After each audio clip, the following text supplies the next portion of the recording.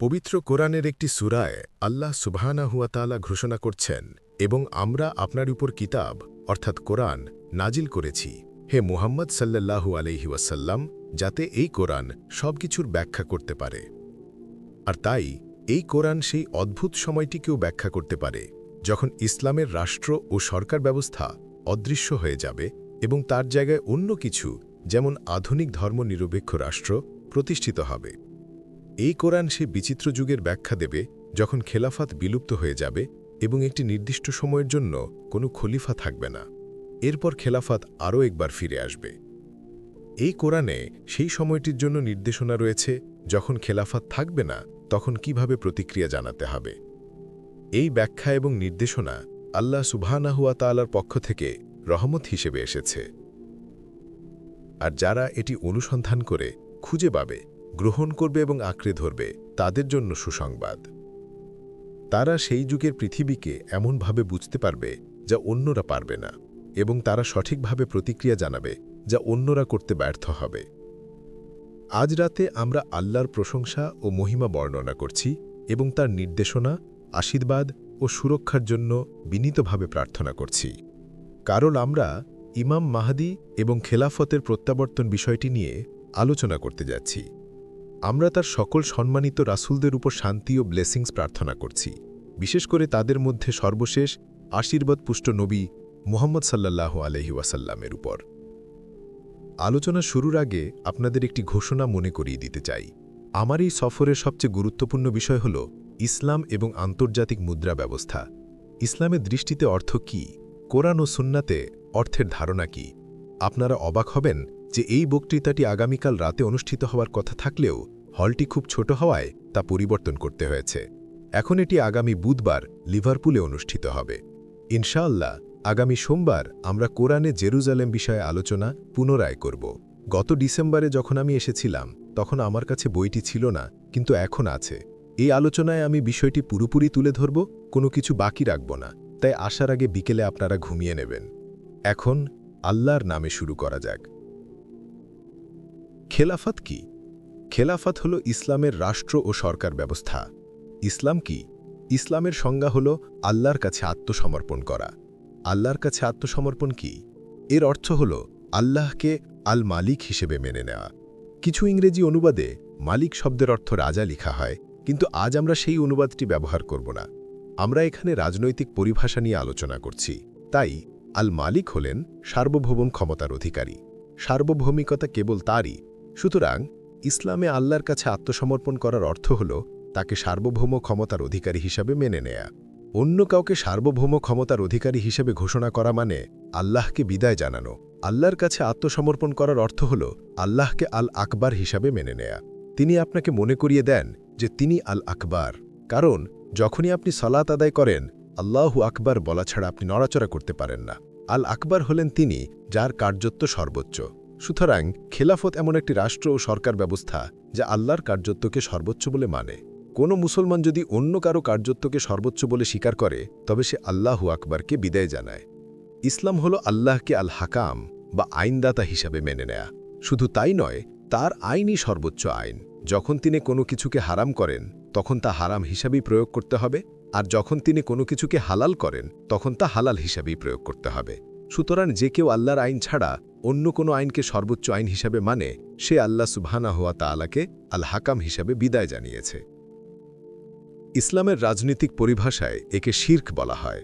যেমনটা ফেরাউন ঘোষণা করেছিল, আমি সার্বভৌম ক্ষমতার অধিকারী। যখন সে ঘোষণা করেছিল যে আমার ক্ষমতাই সর্বোচ্চ, সেটা ছিল শিরক। যখন সে ঘোষণা করেছিল যে মিশর দেশে আমার আইনই সর্বোচ্চ, সেটাও ছিল শিরক। আর আল্লাহ তার শিরকের জন্য তাকে ভয়াবহ শাস্তি দিয়েছিলেন। সুতরাং খেলাফত এমন একটি ব্যবস্থা ছিল যেখানে মুসলমানরা আল্লাহ সুবহানাহু ওয়া তাআলাকে আল মালিক, আল আকবার ও আল হাকাম হিসাবে মেনে চলতে পারত। এই খেলাফত ধ্বংস হয়ে গিয়েছিল। কারা এটি ধ্বংস করেছিল? কেন তারা এটা করেছিল? কিভাবে করেছিল? কখন করেছিল? এর পরিবর্তে কি স্থাপন করা হয়েছিল? এবং এর ভবিষ্যৎ কি? এগুলো অত্যন্ত গুরুত্বপূর্ণ প্রশ্ন, যার উত্তর আজ খুব কম মানুষই দিতে পারে। যখন আপনি কোরআনে জেরুজালেম বইটি পড়বেন এবং আগামী সোমবারের বক্তৃতা শুনবেন, তখন আপনি জানতে পারবেন যে ইহুদিদের অন্তরে এই বিশ্বাস ছিল এবং আজও আছে যে পবিত্র ভূমিকে ইহুদি শাসন থেকে মুক্ত করা তাদের ভাগ্য দ্বারা নির্ধারিত। এমনকি আল্লাহ সুবহানাহু ওয়া তাআলা তাদের পবিত্র ভূমি থেকে বিতাড়িত করার পরেও এবং প্রায় 2000 বছর ধরে তারা বিভিন্ন স্থানে বসবাস করার পরেও তাদের অন্তরে এই বিশ্বাসটি ছিল যে একদিন তারা পর্যটক হিসাবে নয়, বরং পবিত্র ভূমিকে নিজেদের বলে দাবি করার জন্য ফিরে আসবে। তাদের অন্তরে এই বিশ্বাসও ছিল যে একদিন পবিত্র ভূমিতে দাউদ ও সুলাইমান আলাইহিমুসসালামের সময়ের মতো ইসরায়েল রাষ্ট্র পুনঃপ্রতিষ্ঠিত হবে এবং সেই স্বর্ণযুগ আবারও ফিরে আসবে। সেই সময় ইসরায়েল রাষ্ট্র যেমন বিশ্বের রাষ্ট্র রাষ্ট্র ছিল, ঠিক তেমনি পুনঃপ্রতিষ্ঠিত ইসরায়েল রাষ্ট্র অবশেষে বিশ্বের রাষ্ট্র হতে যাচ্ছে। যারা আমার সাথে দ্বিমত পোষণ করেন এবং বলেন যে আমরা তো আমাদের বই তেমন কিছু পড়িনি, সে এটা কোথা থেকে পেল, এটা নিশ্চয়ই মিথ্যা, তাদের প্রতি আমার উত্তর হল, শুধু অপেক্ষা করুন এবং দেখুন। এই উদ্দেশ্য অর্জনের জন্য এবং ইহুদিদের স্বর্ণযুগকে আরও একবার ফিরিয়ে আনার জন্য তারা কিভাবে কাজ করবে, তাদের বিশ্বায়নের প্রয়োজন হবে, যাতে সারা মানবজাতিকে একটি বিশ্ব সমাজে ঐক্যবদ্ধ করা যায় এবং তাদের পথে বাধা হয়ে দাঁড়ানো উসমানীয় ইসলামী সাম্রাজ্যকে ধ্বংস করতে হবে এবং খেলাফত নামক প্রতিষ্ঠানটিকে, যা ইসলামের মাথা, তাকেও ধ্বংস করতে হবে। কারণ যদি মাথা কেটে ফেলা হয় তাহলে শরীর অকেজো হয়ে পড়ে। আর তাই খেলাফতকে অর্থাৎ মাথাকে কেটে ফেলার জন্য আক্রমণ শুরু করা হয়। এটি একটি দার্শনিক আক্রমণ হিসাবে শুরু করা হয়েছিল, যা আমরা আজকের প্রথম বক্তৃতায় আলোচনা করেছি। এমন একটি জ্ঞানতত্ত্ব ব্যবহার করা হয় যেখানে বলা হয় জ্ঞান কেবল বাহ্যিক অভিজ্ঞতা এবং যৌক্তিক অনুসন্ধানের মাধ্যমে আসে, যাতে মানুষকে বস্তুবাদে নিয়ে যাওয়া যায়। এর মূল কথা হল বস্তুগত বাস্তবতার বাইরে আর কোনো বাস্তবতা নেই। সেই দর্শনকে রাজনৈতিক চিন্তাধারায় প্রয়োগ করা হয়, আর এই দার্শনিক বস্তুবাদ থেকে একটি নতুন রাজনৈতিক দর্শনের উদ্ভব হয়। তা কি বলে?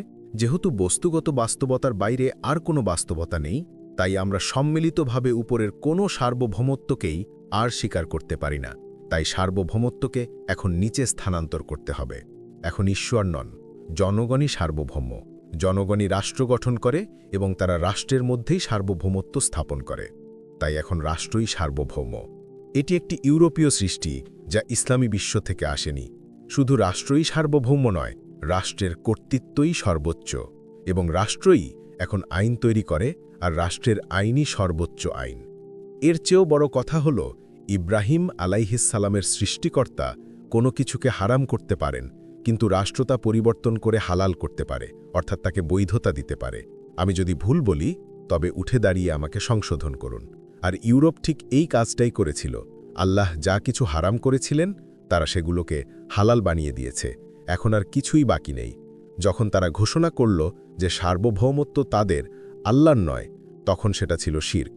যখন তারা ঘোষণা করল যে রাষ্ট্রের কর্তৃত্বই সর্বোচ্চ, সেটাও ছিল শিরক।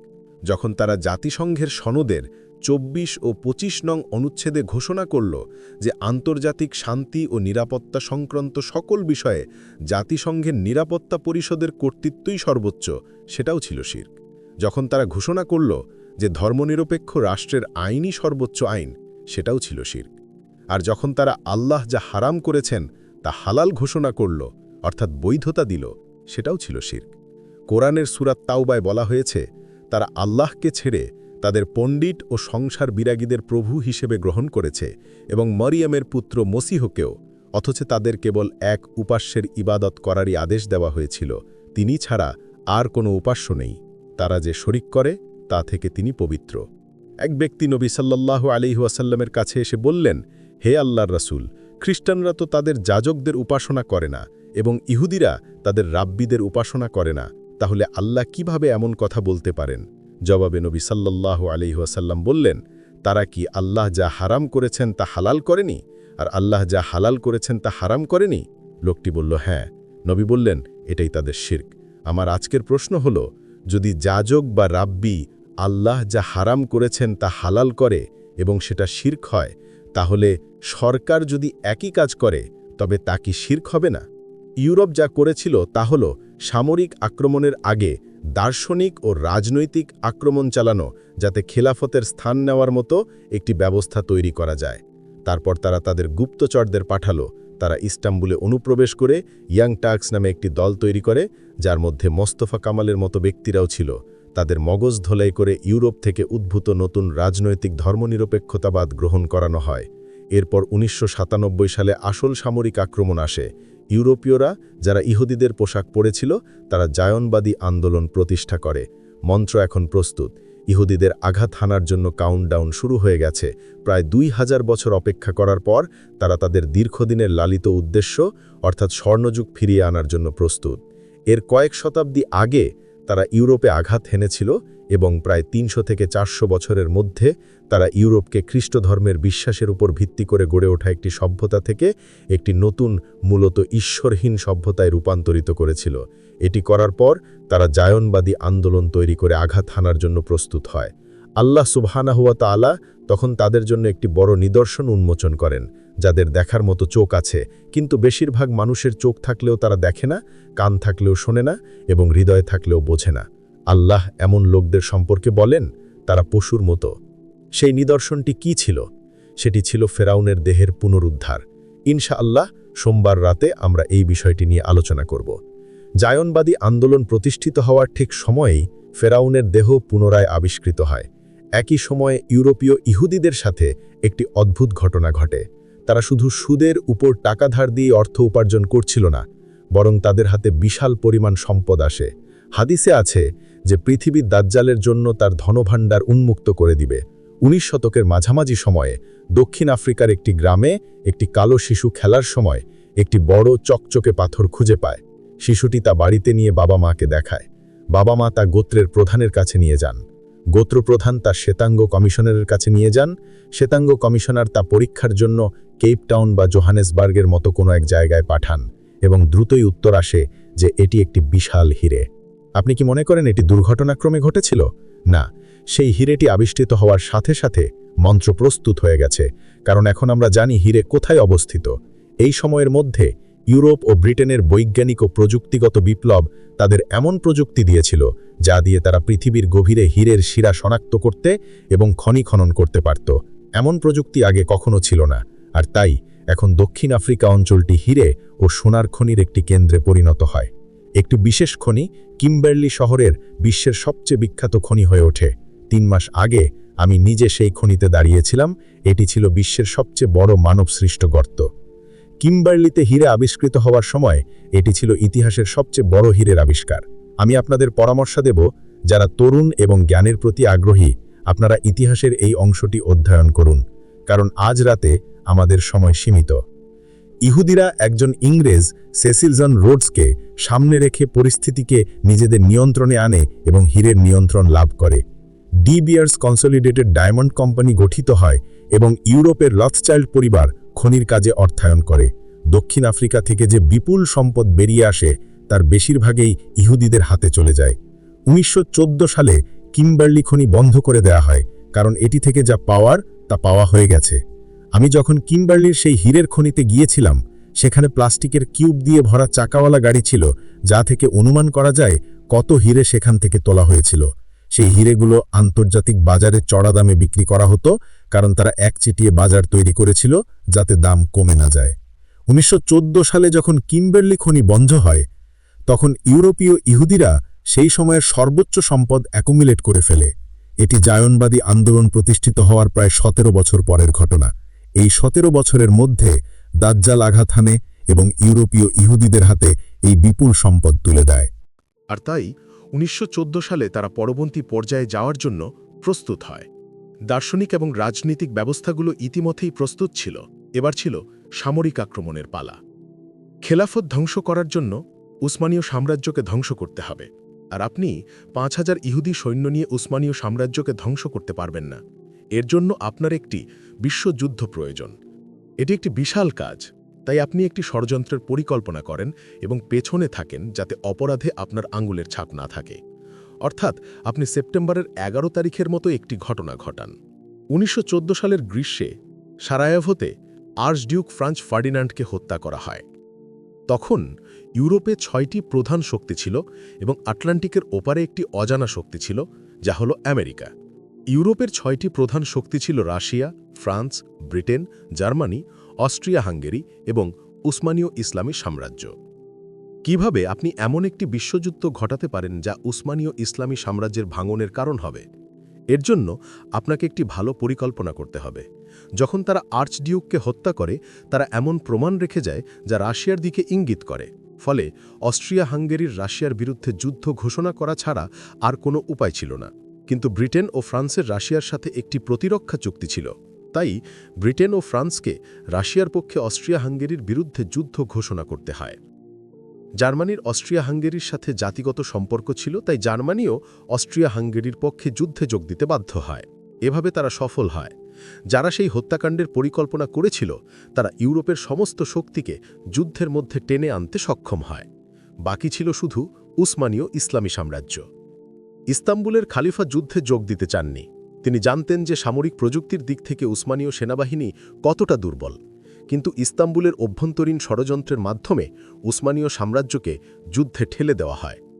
যুদ্ধ শুরু হবার পর ইহুদিদের সঞ্চিত বিপুল সম্পদ যুদ্ধের গতিপথকে প্রভাবিত করার জন্য কৌশলগতভাবে ব্যবহার করা হয়, যাতে তারা তাদের কাঙ্ক্ষিত পুরস্কারটি পেতে পারে। সেই পুরস্কারটি কী ছিল? উসমানীয় ইসলামী সাম্রাজ্যকে ধ্বংস করা এবং ইসলামের মাথা অর্থাৎ খালিফাকে কেটে ফেলা। এরপরের পুরস্কার ছিল পবিত্র ভূমিকে মুক্ত করা এবং নিজেদের জন্য দখল করা। 1914 থেকে 1916 সালের মধ্যে জার্মান সাবমেরিনগুলো যুদ্ধে এক আশ্চর্যজনক সংযোজন ঘটায়। যখন ইসরায়েল তার বড় যুদ্ধ শুরু করবে, তখন আমরা এমন অস্ত্র দেখব যা বিশ্ব আগে কখনো দেখেনি। জার্মান সাবমেরিন যুদ্ধে প্রবেশ করার পর জার্মানির পাল্লা ভারী হয়ে যায়। 1916 সালের মধ্যে ব্রিটেন পরাজয়ের দ্বারপ্রান্তে ছিল।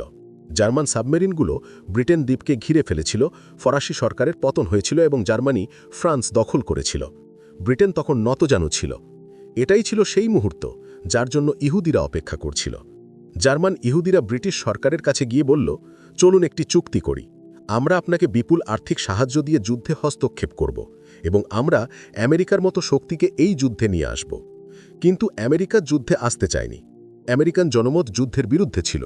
সেই সময়ের সবচেয়ে বিখ্যাত আমেরিকান প্রেসিডেন্ট ছিলেন না, তিনি ছিলেন হেনরি ফোর্ড, যিনি মোটরগাড়ি উৎপাদনের অ্যাসেম্বলি লাইন প্রতিষ্ঠা করেছিলেন। তিনি সাধারণ আমেরিকানদের জন্য গাড়ি সহজলভ্য করে তুলেছিলেন। তিনি তার শ্রমিকদের ন্যায্য মজুরি দিতেন এবং আমেরিকান জনগণের মন জয় করে নিয়েছিলেন। তিনি আমেরিকার যুদ্ধে জড়িয়ে পড়ার ঘোর বিরোধী ছিলেন। কিন্তু যখন ইহুদিরা ব্রিটিশ সরকারের কাছে গিয়ে চুক্তির প্রস্তাব দিল, ব্রিটিশ সরকার রাজি হয়ে গেল। আর তখন ইহুদিদের অর্থ কিম্বার্লির হীরা বিপুল পরিমাণে যুদ্ধে ঢালা হলো।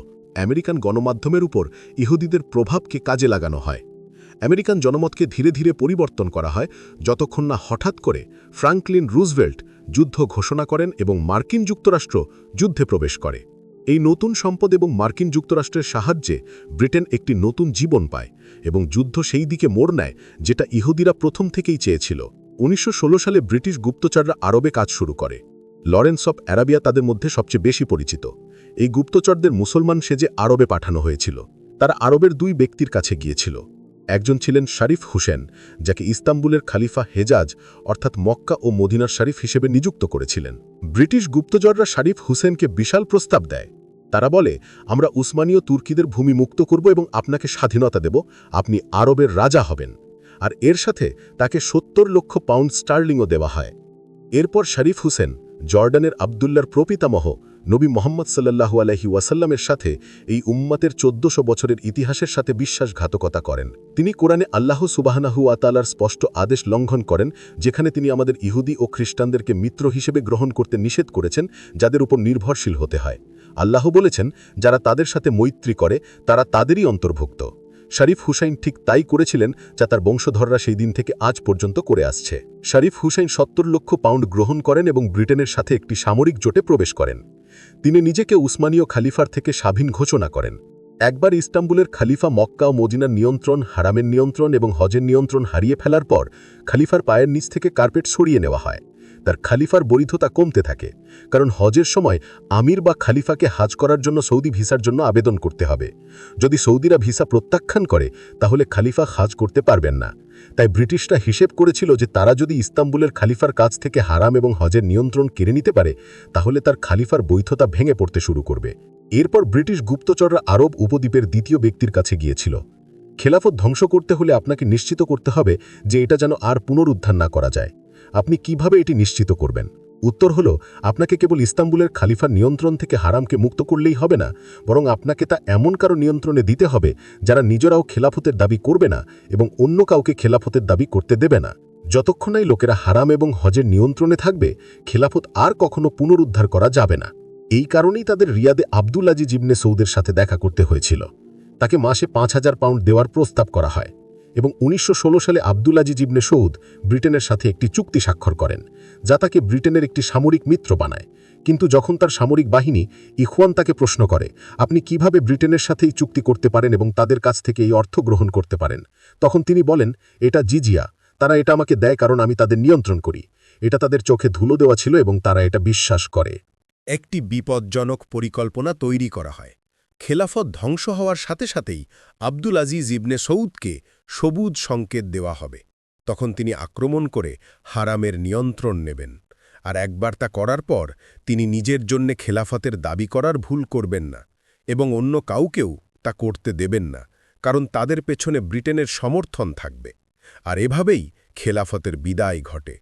এটি আর কখনো পুনরুদ্ধার করা যাবে না, যতক্ষণ পর্যন্ত ব্রিটেন এবং মার্কিন যুক্তরাষ্ট্র সৌদি রাষ্ট্রের নিরাপত্তা নিশ্চিত করবে।